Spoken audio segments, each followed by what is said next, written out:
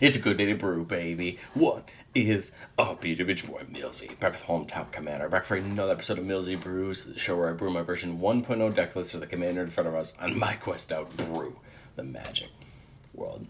As always, the deck list is going to be down in the description below for y'all, as well as I would greatly appreciate if you can interact with the video, like, comment, subscribe. Take a look at those links down in the description. Today we're finally starting ACR, finally starting Assassin's Creed. And I thought it only right to start with probably one of the most popular characters in all of Assassin's Creed, and Ezio Auditore da Firenze. Ezio, of course, the main character of multiple games, and it sees the marquee commander release for the set being a 5-color Assassin's Commander. A 1 and a black for a 3/2 human assassin with menace. Assassin spells you cast have free running double black. Free running says as long as a assassin or a is it your commander or an assassin deals damage to a player, then it unlocks free running. And then whenever Ezio deals combat damage to a player, you can pay Wooburg. If that player has 10 or less life, when you do, that player loses the game. So a really fun ability, both making your assassins cheaper and having a fun ability to end the game. So we're going to talk about assassins, ways to get them back, ways to make them unblockable, and just a ton of value from this assassin kind of world that we're going to get ourselves into. It's going to shock nobody that a lot of the assassins we're playing are from this set. Altair, a Mardu assassin, 3/3 first strike. Whenever it attacks, you can exile up to one target assassin card from your graveyard with a memory counter on it. Then for each card you own and exile with a memory counter on it, create a copy of it that's tapped and attacking and exile to the beginning of combat. A great way to really just recur, your assassins every turn and get good value for it. Arbozmir, whenever it or another non-token historic permanent ETBs under control deals 1 damage to the opponent, you gain a life. Remember, historic is legendary, artifact, or saga, so a lot of our deck is legendary creatures and artifacts, so we're going to get a lot of those triggers. Eye of Alexandria, menace and lifelink. Whenever a historic creature you control does damage to a player, 1/1 black assassin with menace. So a great ability, going to allow us to go wide and make sure we're hitting our opponents with lots of assassins. Bazin, whenever we cast a historic spell, draw a card. It can't be blocked this turn, and it only happens once per turn. When it deals combat damage to a player, we put a counter on it.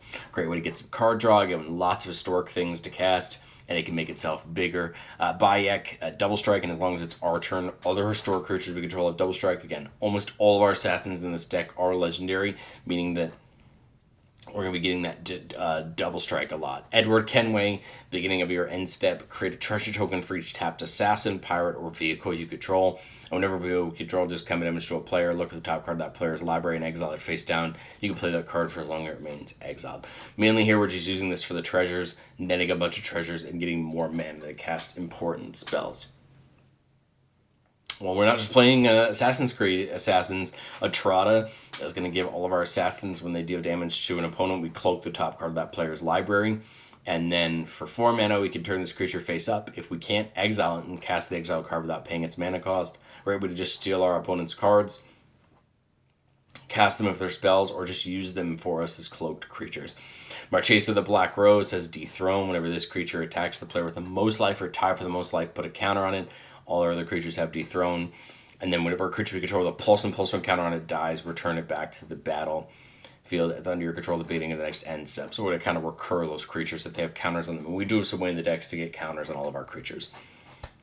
Mari the Killing Quill. Whenever a creature the opponent controls dies, exile it with a hit counter on it. Assassins, mercenaries, and rogues you control have Death Touch, and whenever this creature deals combat damage to a player, can remove a hit counter from a card for that player owns in exile. If you do, draw a card and make 2 treasures. So a way to kind of cash in those cards, creatures dying, and getting things back for us.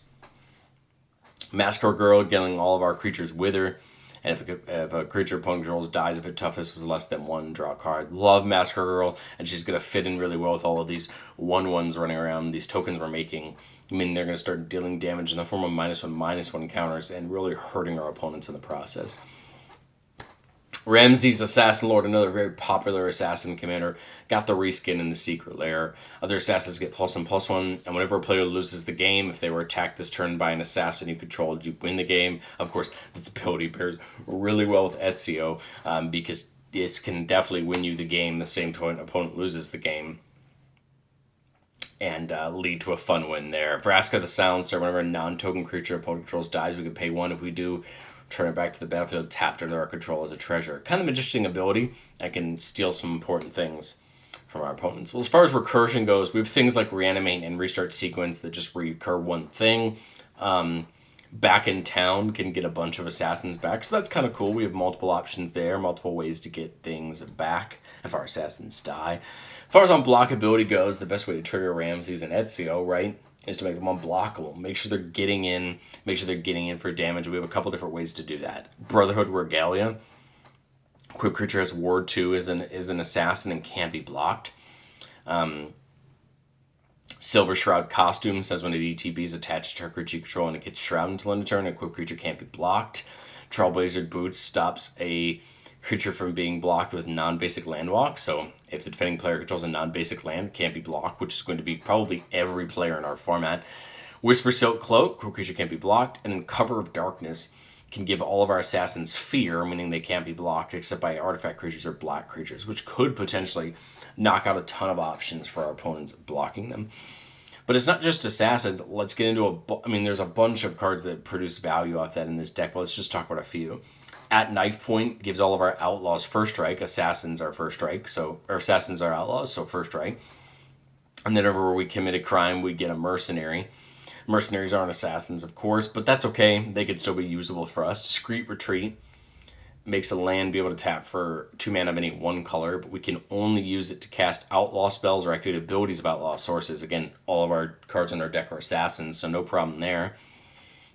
Whenever we cast our first outlaw spell each turn, so all of our assassins draw a card and lose a life. Double Down can go ahead and copy all of our assassin spells, which is pretty cool. There are a few non-legendary ones, so we can really take advantage of that. Haunted One says commander creatures we own have, whenever this creature becomes tapped, it and other creatures you control that share creature type with it get +2/+0 on Undying. So this is really important because if Ezio is attacking and somebody blocks it, or other assassins or kills them, well, they can come back with that +1/+1 counter on them. Origin of Hidden Ones is a fun saga. 4 damage on point 1. Point 2 makes 2 assassins with menace. And point 3 says whenever assassin we control attacks this turn, make a 1/1 with menace that's tapped attacking. A way just to get more and more of those assassins tokens and start hurting our opponents. Rogue class seems like real fun here. Whenever a creature we control deals combat damage to a player, we exile the top card of that player's library face down and we can look at it. We level it up to 2, we get menace. And if we level it up to level 3, we can play those spells that we get from attacking. Rogue class can definitely just start siphoning off resources from our opponents. Root-Off Bypass, whenever one of our non-token creatures you control deal damage to a player, 1/1 assassin. So again, just a way to get more of those tokens. Revelations of Ezio is a saga that I think is really good. It fits so well in every assassin deck. Destroy target creature and opponent controls, tapped one, a tap creature. The second mode, whenever an assassin we control attacks this turn, you put a counter on it. This works really well with things like Dethrone from that Marchesan or things like that. And then the third mode, return an assassin from our graveyard to the battlefield with a +1/+1 counter on it. So great abilities, works really well, and it's going to help us out a ton. Vraska joins up.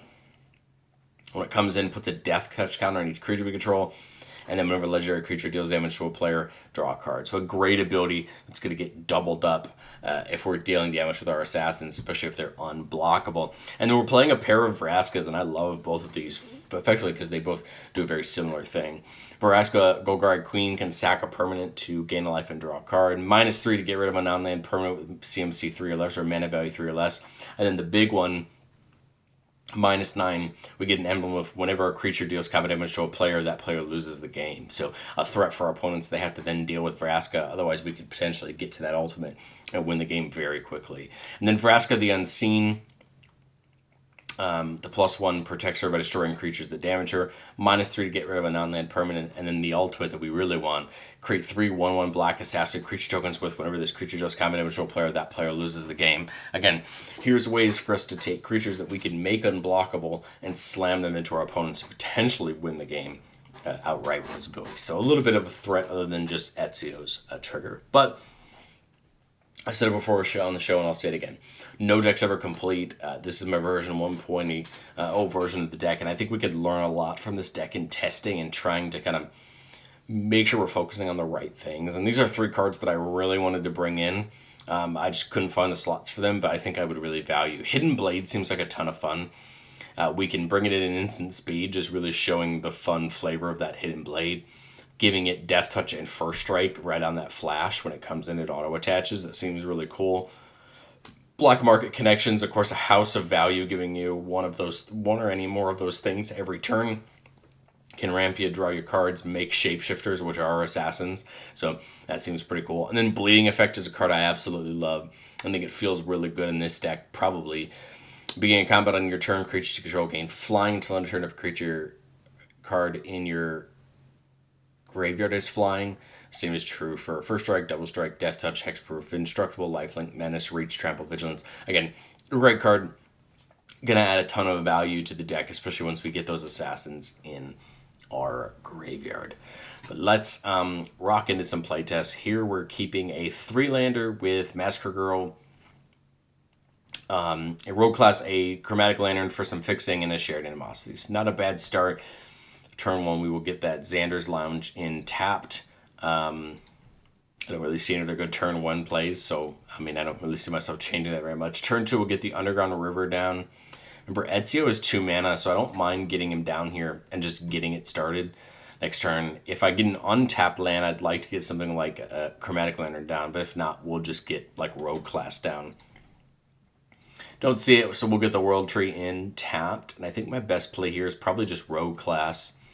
Try to see if we can sneak Ezio in somewhere. It's turn 3, so I don't see a world where we can't get this in unblockable. Now, because of the menace. Now, the argument there could be maybe we could have waited and free run the Massacre Girl in, but I kind of like the idea of getting the Rogue Class down and trying to nail somebody's top card now with Ezio. And see what can come of that. Don't get the land turn 3. So now we have questions. We could do the Rooftop Bypass, potentially get a 1/1 assassin. We could get Massacre Girl down with the free running. We could get the Chromatic Lantern down, which is what I think I want to do, because now it's going to allow my lands to tap for more. And again, somebody's probably not going to be able to block Ezio, do the menace, hit somebody, get another card off the Rogue Class. And so now going forward, obviously in an actual game, we would start to think about, are we exiling cards from our opponents we really want? If so, we work towards leveling it up. Here we get a Mortify. There is a world where we attack with Ezio and then we can free run in both Realm Walker and Massacre Girl if we want to do that this turn. We could get Vraska Joins Up down and get some value, get the Bypass in and get some value. I kind of like the idea of getting these 2 down, so I would go ahead and get in with Ezio somewhere. Again, we're on turn 5. I still feel like there's an attack with Ezio somewhere. And double black in Realm Walker, calling Assassins, and Massacre Girl. So now we can look at the top card is an Assassin, which is pretty cool. But that's okay. And now, again, I think we're in a good spot. We're getting some value. We go to our next turn. No land, but that's okay. We see Aya making Assassins when historic creatures deal combat damage, which is pretty cool. Revelations could get rid of something. Let's see. Vraska Joins Up could draw us a card. This is going to get in a blockable, and Massacre Girl could. So, that could be an argument there. Maybe we'd use 2 of it for Vraska's Joins Up, put a Death Touch count and everything, and then move to attack with, Ezio and Massacre Girl. I have a feeling both of them get in, because I have a tough time. We look at the top card there. I have a tough time believing that these with Menace and Death Touch are going to get blocked. And if they are, then that's great. We take out something. But if not, we should draw a card off of both of them getting hit. And then we see Altair, pretty great. A card that can give us good value there. Into turn 7, we finally see another land. This one coming in untapped, which isn't too bad. Here, if our opponent has a tapped creature, I don't mind starting the Revelations of Ezio. Otherwise, I think it makes most sense to try to get into combat again, right? Get Ezio and Massacre Girl in somewhere, quite a spike on top. Try to draw 2 more off of Vraska's. Let's say only 1 gets in, for purposes of this, but that's okay. Now we have free running open. Free run in, free run in Altair. That's 4 mana. And the one that's left, don't got anything too good for it.